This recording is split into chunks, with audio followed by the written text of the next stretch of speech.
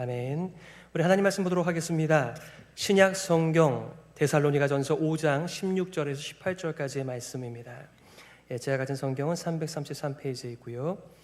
데살로니가전서 5장 16절에서 18절의 말씀을 다 같이 함께 봉독하겠습니다. 항상 기뻐하라, 쉬지 말고 기도하라, 범사에 감사하라. 이것이 그리스도 예수 안에서 너희를 향하신 하나님의 뜻이니라. 아멘. 기쁨으로 예배하라 라고 하는 제목 가지고 말씀 증거하겠습니다. 항상 기뻐하라, 쉬지 말고 기도하라, 범사에 감사하라. 이는 그리스도 예수 안에서 너희를 향하신 하나님의 뜻이니라 라고 하는 말씀은 참 유명한 말씀, 익숙한 본문입니다. 하지만 또 이 말씀만큼 피상적으로 이해하는 본문도 없겠다 싶습니다. 오늘 말씀은 실상 격려인 동시에 매우 부담스러운 명령형으로 되어져 있습니다. 여러분, 어떻게 기뻐하는 일이 명령으로 될까요? 사랑하는 배우자를 잃거나 아니면은 자녀가 어려움을 겪고 있는데 그 앞에 가서 항상 기뻐하라고 그랬지, 그게 하나님의 뜻이라고 얘기했지 라고 말을 한다면 이게 얼마나 하나님의 말씀을 가지고 사람들의 목을 조르는 일일까요? 저는 오늘 본문의 말씀을 놓고 사도 바울은 데살로니가 교회를 위하여 이 말씀을 어떤 어조로 전하고 있을까가 참 궁금했습니다. 여러 힌트들이 데살로니가 전서에 많이 나와 있습니다. 아마도 잘못한 것을 지적하려고 하는 아버지의 엄한 목소리보다는 정말 그 표현 그대로 유모와 같은 유순한 마음으로 이들에게 이렇게 말을 할 거예요. 그러니 이 명령을 할 수 있는 거죠. 그래, 너희들이 이렇게 예배하는 거 너무나 잘하는 것이지, 이렇게 기뻐하는 거 잘하는 것이지, 계속 항상 기뻐해, 이런 말씀이죠. 어떻게 우리의 인생 속에서 항상 기뻐할 수 있나요? 어떻게 쉬지 말고 기도할 수 있나요? 어떻게 어떤 상황에서도 감사가 가능할까요? 그러다 보니까 이 말씀을 이렇게 문자적으로만 이해하게 되면 그 하나님의 명령 앞에서 지독하게 순종하지 못하는 우리의 삶 앞에서 자꾸 주눅이 드는 거예요. 내가 이렇게 우울해 있어도 되나? 이렇게 침체해 있어도 되는 것인가? 이렇게 불평이 더 많아도 되는 것인가? 물론 그것은 자기를 돌아보는 중요한 돌아봄입니다만 정말 이 말씀을 가지고 그렇게 우리가 마음이 불편해져도 되는 것인가를 질문하는 것입니다. 좀 더 이 메시지를 데살로니가 전체의 문맥 속에서 다시 한번 본다면 사실 이 질문과 이 명령은 교회라고 하는 공동체에 주신 말씀이에요. 개인적인 경건의 말씀 가운데 사용해도 되는 말씀이지만 교회 공동체에게 주신 말씀인 것이죠. 그러니까 우리는 질문하게 돼요. 교회가 무엇이지?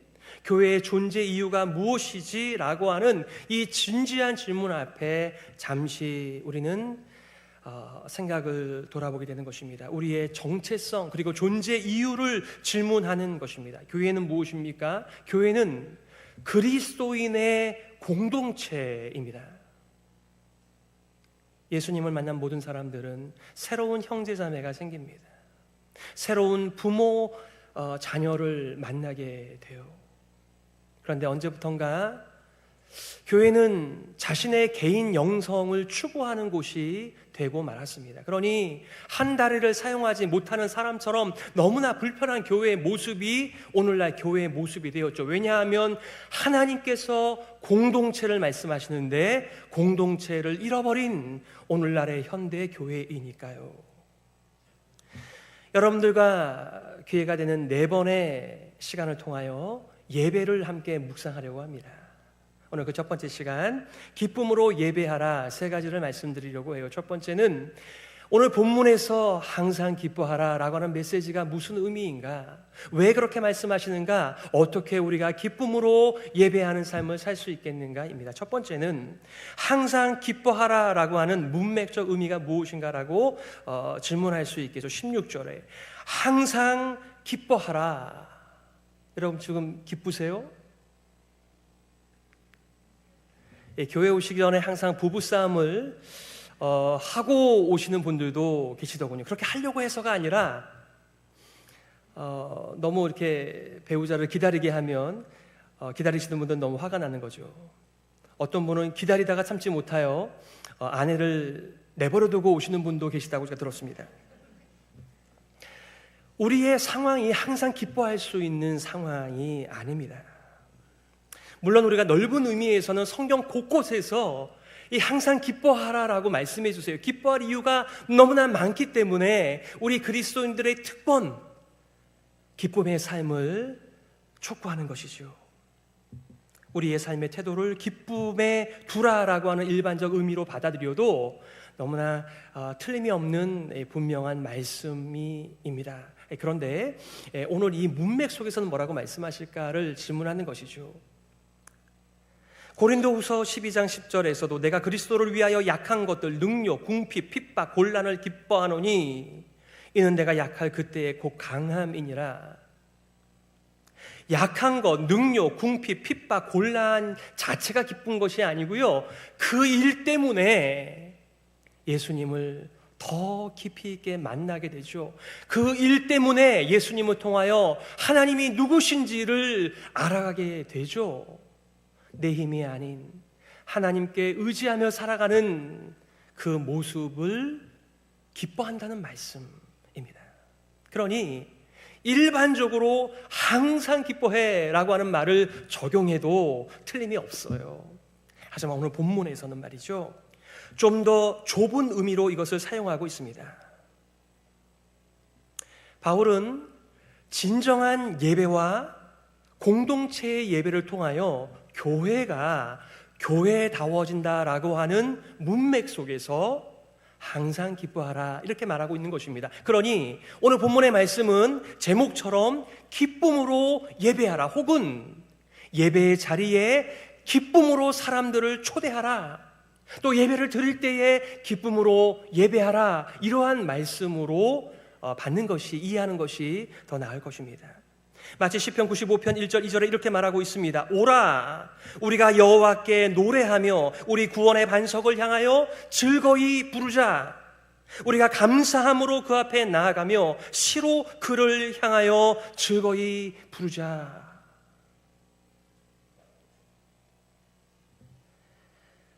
모든 일에 언제나, 그리고 어떤 상황 속에서도 즐거워하라라고 하는 의미라기보다는 예배드리기를 즐거워하라, 기쁨으로 예배하라라고 하는 공동체에게 주신 말씀입니다. 여러분은 예배드리기를 즐거워하시나요?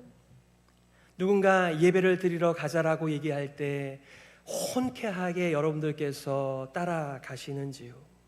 기쁨으로 예배를 드리십니까? 우리 교회에 공예배만 하더라도 한옥권에만 10번이 있습니다. 새벽기도 6번에, 주일 예배 3번에, 금요 예배까지 10번의 예배가 있습니다. 어떤 분은 이렇게 말합니다. 교회 사역 때문에 올바로 예배를 드리지 못하겠어. 나는 마리아가 아니라 마르다 같아. 물론 우리들의 삶의 현장이 예배에 온전히 집중하지 못하게 하는 수많은 안팎의 것들이 생깁니다만, 예수님께서 마르다에게 하신 말씀을 우리는 들을 필요가 있습니다. 예배는 고통스러운 종교적 의무가 아니라 하나님께서 우리 인생을 구원하는 시간입니다. 우리를 회복해 하는 하나님의 배려, 하나님의 은혜, 하나님의 사랑이기 때문에 그렇습니다. 저의 젊은 시절의 예배는 참 지겹고 따분한 것이었습니다. 그리고 교사를 하던 시절에는 그 예배 시간, 그 긴 시간, 잘 알아듣지도 못하는 그 설교 앞에서 아이들을 가르치는 분반 공부를 따로 준비하는 시간이 예배의 시간이 되기도 하였습니다. 참 제가 무지했던 시절이고 하나님에 대하여 많이 오해했던 율법주의적인 종교적인 삶의 습관의 시절들이었습니다. 그러나 예수님을 만나고 보니 예배라고 하는 것이 하나님께서 예배에 대한 갈증 때문에 우리한테 명령하신 것이 아니라 우리를 인간답게, 하나님의 백성답게, 하나님의 자녀답게 만들어가는 귀한 하나님의 선물임을 비로소 나중에야 알게 되었습니다. 7년 전 제가 이곳에 올 때 저는 마치 극렬한 싸움을 마친 부상병과 같은 사람이었습니다. 그런데 헤브론 교회에서의 여러 예배에 제가 참여하면서 제가 회복되기 시작하였습니다.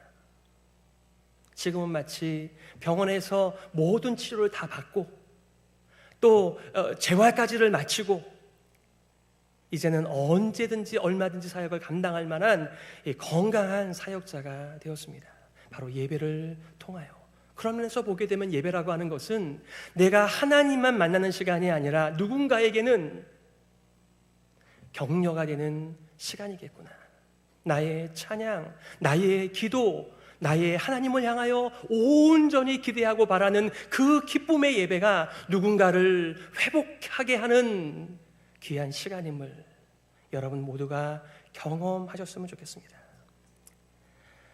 데살로니가는 마게도니아의 수도였습니다. 이번에 그리스를 방문하고 보니까 그리스와 북마게도니아가 나눠져 있는데 데살로니가에는 가보지 못했어요. 그런데 이 데살로니가는 그 옛날의 고대 시대에 마게도니아의 수도였고 로마의 식민지 하에서도 로마의 특별한 수혜를 입은 도시였습니다. 그러니 그들은 로마의 황제를 숭배하는 대표적인 도시였습니다. 그런데 바울이 전한 예수 그리스도의 복음을 기쁨으로 받고 우상을 버리고 모든 사람들이 섬기고 있는 황제가 아닌 다른 왕을 섬기는 새로운 공동체가 시작된 것입니다. 그러기에 기쁨으로 예배드리며 예배드리기를 즐거워하라고 권면해도 아무런 문제가 되지 않는 괜찮은 수준의 성경적인 교회가 데살로니가 교회였습니다. 두 번째는 왜 항상 기쁨으로 예배하라고 권면을 하고 있나요? 18절 하반절에 이렇게 말하고 있습니다. 이것이 그리스도 예수 안에서 너희를 향하신 하나님의 뜻이니라. 항상 기뻐하라. 쉬지 말고 기도하라. 범사에 감사하라. 이는 그리스도 예수 안에서 우리를 향하신 하나님의 뜻이니라. 기쁨의 예배의 이유입니다. 우리의 상황은 천차만별, 총천연색깔입니다. 때로는 기쁨으로 예배를 드리기도 하지만 때로는 예배 자리에 나올 수 없는 그런 상황과 형편도 있습니다. 예배 자리에 겨우 나왔지만 아무 소리도 들리지 않고 순서가 이해도 되지 않고 따분하게 여겨지는 그런 날도 있죠. 빨리 끝나기만을 바라며 온 것을 후회하는 분들도 계실 것입니다.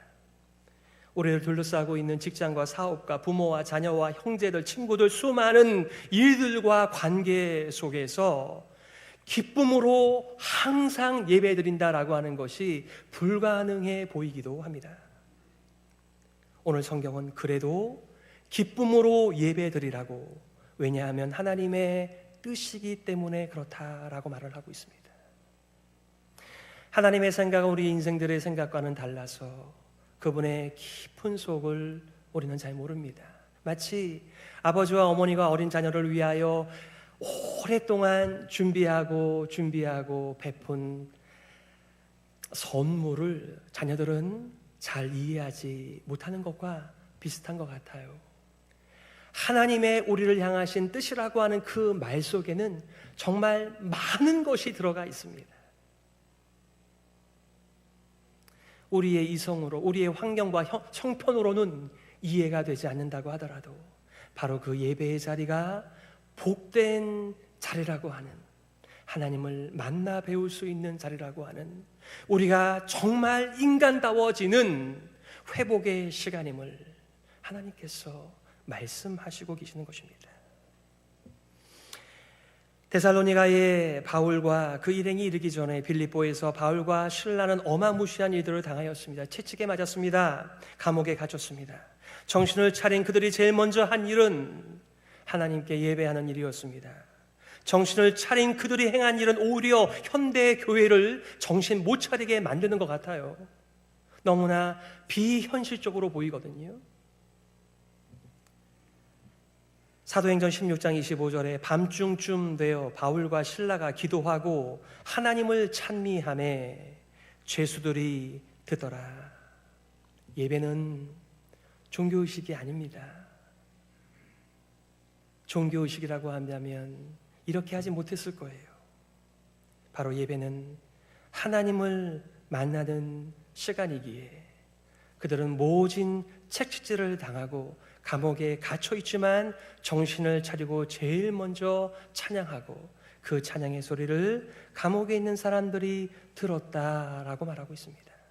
때로는 나는 하나님께 찬양을 올려드리는 것이지만, 나는 하나님께 기도하는 것이지만, 나는 하나님의 말씀께 반응하는 것이지만, 우리의 말씀에 대한 반응과 기도와 찬양이 어느 누군가에게 보이는 거죠, 들리는 거죠, 격려가 되는 것이죠. 그래서 여러분께서 이 말씀을 받으실만 하시거든 예배를 잘 드리시기를 바라고, 정말 여러분의 하나님 앞에서의 온전한 즐거움의 예배, 기쁨의 예배를 보여주시기를 바랍니다.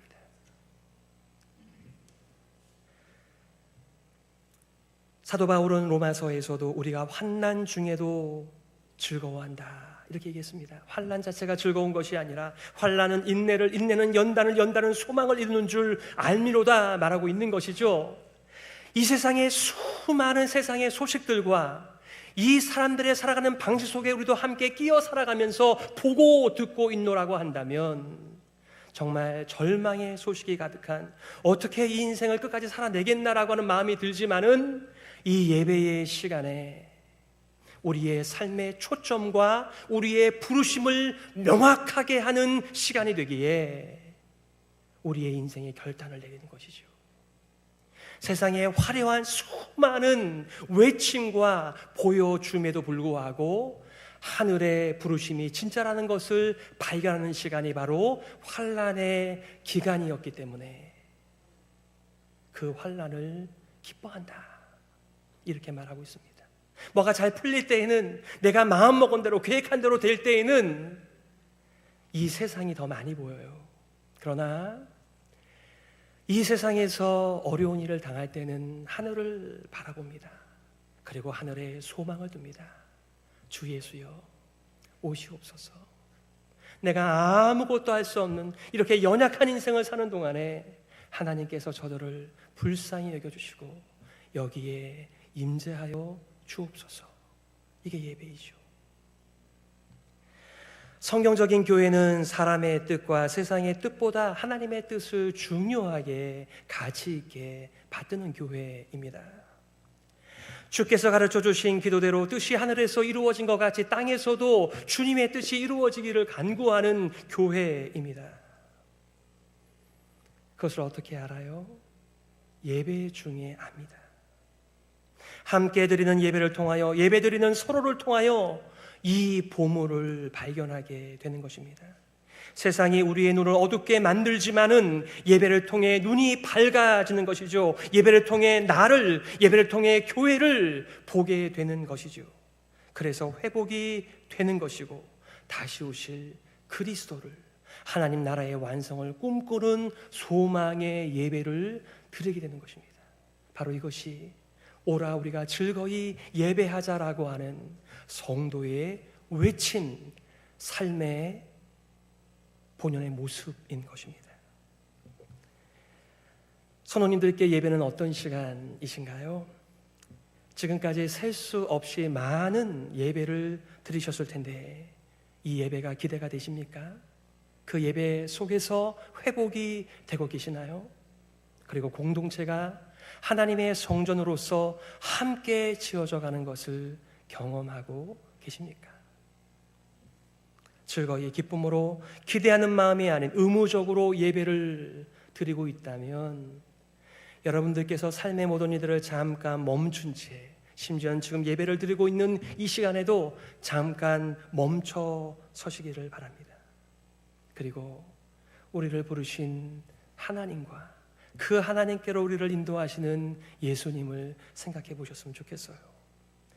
예배의 이유가 교회를 향하신 하나님의 뜻이라는 의미는 그 다음 주제에서 더 분명하게 이 메시지를 전달하고 있습니다. 세 번째, 어떻게 기쁨으로 예배를 드릴 수 있는가? 똑같은 18절 하반절의 말씀이에요. 이것이 그리스도 예수 안에서 너희를 향하신 하나님의 뜻이니라. 예수님께서 내가 포도나무다, 너희가 가지다라고 말씀하시면서 이 뗄래야 뗄 수 없는 새로운 우리의 출생과 우리의 하나님과의 관계를 너무나 분명하게 말씀하셨습니다. 여러분, 사랑하는 배우자를 만나서 결혼하고 그 다음에 끝인가요? 평생을 함께합니다. 예수님을 만나 끝이 아니고요, 이제 그 새로운 깊은 사랑과 언약의 관계에 들어가는 것을 나는 포도나무고 너희는 가지다, 너희가 내 안에 내가 너희 안에, 이런 표현들을 하시면서 내 안에 예수 그리스도께서 사신 것인지 내가 예수님 안에 사는 것인지 분간이 가지 않을 정도로 예수님을 통하여 하나님을 알아가게 우리를 안내해 주시는 보혜사이십니다. 지금 예수님은 물리적으로 육체적으로 여기 계시지 않습니다. 성령께서, 그리스도의 영께서 우리 가운데 운행하시면서 예수님의 하신 일, 예수님의 그 본질 깨닫게 하시며 예수님을 통하여 하나님께로 우리를 인도하고 계시죠. 예수 그리스도를 통하여 거듭나고 자라갈 때 비로소 예배가 시작되는 것입니다. 예수님을 만나지 못했는데 아무리 기쁨으로 예배를 드린다고 하더라도 예배가 될 수 없는 것이죠. 우리가 거듭나고 자라갈 때 예배가 시작되는 것입니다. 예수 안에 있는 경건한 성도들이 올려드리는 진실한 예배에 동참할 때 즐거이 기쁨으로 예배드리게 되어 있습니다. 하나님의 존재와 일하심을 드러내시는 그리스도를 통하여 하나님의 영광을 보게 되고 그 영광 앞에 우리가 감탄하는 것, 그게 바로 예배의 본질입니다. 우리는 오랫동안 하나님께서 누구신지, 무슨 일을 하셨는지, 우리와 지금 어떤 관계를 맺고 계신지, 앞으로 어떤 계획을 가지고 계신지를 몰랐던 사람들입니다. 그러니 이 비참한 깨진 세상에서 경험하는 것들을 볼 때마다 마음이 무너져 내리지요. 그러나 예수 안에 있는 영생과 하나님의 선한 뜻들을 발견하게 될 때마다 그 수준에서 하나님을 감탄하고 영광 올려드리는 것, 바로 그것이 예배입니다. 그러니 하나님을 모르고서는, 또 하나님에 대하여 깊이 오해한 사람은 죄송하지만 예배의 자리에 나와 있지만 예배를 드릴 수 없는 상황에 놓여져 있는 것이죠. 저도 한때는 매우 하나님을 오해하였고 하나님에 대해서 무지하였기에 예배의 숱한 자리에는 가 앉아 있었지만 예배를 기쁨으로 참여할 수 없었습니다. 하나님의 영광 앞에 우리는 감탄합니다. 하나님의 부요한 지혜와 능력과 사랑 앞에서 입이 벌어지며 감탄하며 놀라며, 바로 그것이 예배입니다. 하나님을 예배하지 않으면 세상은 필연적으로 우상들을 섬깁니다. 예레미야는 이렇게 말하였어요. 만물보다 거짓되고 심히 부패한 것은 마음이라 누가 능히 이를 알리요마는. 이번에 여행을 하면서 온갖 곳들마다 가장 높은 곳에는 제단이 있더군요. 제우스를 비롯한 그 이름도 알지 못하는 수많은 신들을 섬기는 자들은 그 신들을 많이 닮았습니다. 왜냐하면 자신의 욕망이 드러난 것이 우상들이니까 그들이 섬기는 우상을 닮을 수밖에 없는 것이죠. 현대인들은 그런 보이는 우상들이라기보다는 돈과 권력과 쾌락을 사랑하며 그것들을 닮아 있습니다. 왜냐하면 그것들을 마음에 품고 시간 날 때마다 돌아보며 애지중지하기 때문에 우리는 마음에 품고 있는 것들을 추구하며 닮아가는 것이죠. 하나님을 예배하는 것은 성도의 특권입니다.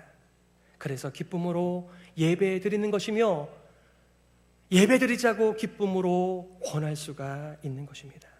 바울의 논조는 너 왜 예배 안 드렸어? 왜 기쁘게 예배를 안 드리는 거야? 이렇게 꾸짖는 어조가 아니라 사랑의 마음으로, 유모와 같이 유순한 마음으로 너희가 이렇게 복음을 받은 지 얼마 되지도 않았음에도 불구하고 너희의 소문이 마게도냐와 아가야 전 지역에 퍼져서 믿는 사람들의 본이 되고 있구나. 그러니 항상 기뻐하라. 기쁨으로 예배를 드리라. 사랑하는 성도 여러분, 하나님께서는 여러분들의 예배를 원하십니다만 절대로 강요하시는 분이 아닙니다. 출석표를 만들어서 그 성적에 따라 상을 더 주시고 더 주시는 분이 아니십니다. 인생들이 하나님을 많이 오해했습니다. 우리가 정말 하나님을 닮아 인간다운 삶을 살고 싶으시거든 예배의 자리에 기쁨으로 나오시기를 바라며 예배의 순서를 통하여 하나님의 선한 사랑의 베품을 누리시는 여러분이 되시기를 축복합니다. 기쁨의 예배의 근원은 그리고 원천은 바로 예수 그리스도이십니다. 히브리서 기자는 이렇게 말하더군요. 믿음의 주요 또 온전케 하시는 이인 예수를 바라보자. 예수님은 우리를 하나님 앞으로 인도해 주시는 분이십니다. 우리는 하나님을 본 적이 없어요. 물론 예수님도 본 적이 없죠. 그러나 예수님의 공생애를 통하여 예수님께서 누구신지, 하나님의 세상을 향한 뜻이 어떤 것인지를 너무나 선명하게 보여주셨습니다. 바로 그리스도의 영, 하나님의 영, 진리의 영, 성령께서 우리를 예수님께로 인도하여 주시며 예수님께서 우리를 그 위대하신 하나님께로 인도해 주시는 것이죠. 로마서 12장 1절에 그러므로 형제들아 내가 하나님의 모든 자비하심으로 너희를 권하노니 너희 몸을 하나님이 기뻐하시는 거룩한 사한 제사로 드리라. 여러분, 때로 하나님께서는 너희들의 그 제물과 예배가 아주 지겹다 이렇게 표현하신 적이 있습니다. 그것은 하나님과의 관계는 아무것도 없는 채로 제물을 가지고 오는 사람들을 향한 하나님의 안타까움의 메시지였어요. 여러분들은 예배를 기뻐하시나요? 즐겁게 예배를 권면하며 살고 계시나요? 가인은 농사하는 자로서 땅의 소산을 제물로 드렸습니다. 아벨은 양의 첫 새끼와 기름을 여호와께 드렸습니다. 하나님께서 아벨의 제사는 연락하였지만 가인의 제사를 연락하지 않으셨습니다. 그 이유는 잘 모르겠지만 신약의 먼 뒤안길에서 성경 기자는 이렇게 말합니다. 아벨은 믿음으로 제물을 드렸다. 예배의 시간은 그냥 그렇고 그런 시간이 아니고요. 예배를 통하여 내가 의로운 자인지 하나님께 속한 자인지 불의한 자인지 하나님과 상관이 없는 자인지를 드러내는 역할을 하기도 하는 시간, 바로 예배의 시간입니다. 하나님은 우리가 가져온 것이 아니라 여러분 자신이 제물이 되기를 바라세요. 하나님과 새로운 관계를 맺으며 하나님을 알아간 만큼 하나님께 올바른 반응과 기쁨을 올려드리는 이 기쁨의 예배 말입니다. 말씀을 정리하겠습니다. 예배는 인생을 올바로 튜닝하는 시간과 같은 것 같아요. 악기와 같이 튜닝이 안 된 삶은 우리의 인생 속에서 이상한 소리가 나지 않나요? 위대한 하나님께서 그 사랑을, 그 권능을, 그 영광을 보여주실 때 올바로 더불어 함께 반응하는 것, 바로 그것이 예배입니다. 그래서 즐겁게 기쁨으로 찬양하라고 나아가자고 권면하는 것입니다. 깨어진 세상에 눈과 귀와 마음과 인생이 오염된 성도들을 새롭게 회복하시기 위한 하나님의 배려, 하나님의 뜻, 하나님의 은혜가 바로 예배의 자리입니다. 우리는 눈을 들어 교회를 온전케 하시는 예수님을 함께 바라보는 공동체입니다. 사랑하는 가족과 친구들의 기도와 찬양을 들으면서 여기 세상의 왕이 아닌 다른 왕을 섬기는 사람들이 이렇게 많다니 격려받으면서 이 믿음의 여정을 함께 걸어가는 예배의 공동체라고 하는 것을 잊지 마세요. 새 힘을 얻는 것입니다. 그러므로 기쁨으로 예배드리면서 성령의 회복을 계속 경험하시기를 예수 그리스도의 이름으로 축복합니다. 아멘. 함께 우리 말씀을 기억하면서요, 이렇게 기도하겠습니다. 하나님 아버지, 예배의 자리로 우리를 초대해 주시니, 불러주시니 감사합니다. 교회를 교회되게, 예배를 예배되게 하시는 예수 그리스도를 보내주셔서 감사합니다. 예수님을 바라보는 예배 공동체가 되게 하여 주옵소서. 우리 말씀을 기억하면서 감사와 찬양을 올리겠습니다. 기도하겠습니다.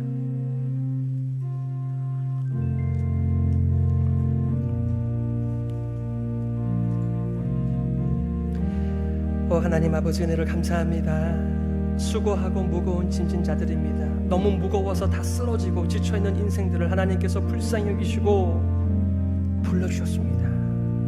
하나님, 인간이 인간답게 바뀌어지고 회복되어지는 이 예배의 시간을 우리가 즐거워하면서 기쁨으로 예배드리는 교회 공동체가 되게 하여 주옵소서.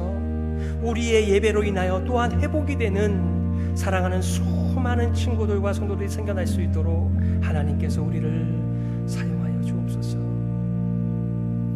하나님 아버지, 은혜를 감사합니다. 주님의 존전에 우리를 불러주시고 상상할 수 없는 깊고 높고 커다란 복을 내려주시니 감사합니다.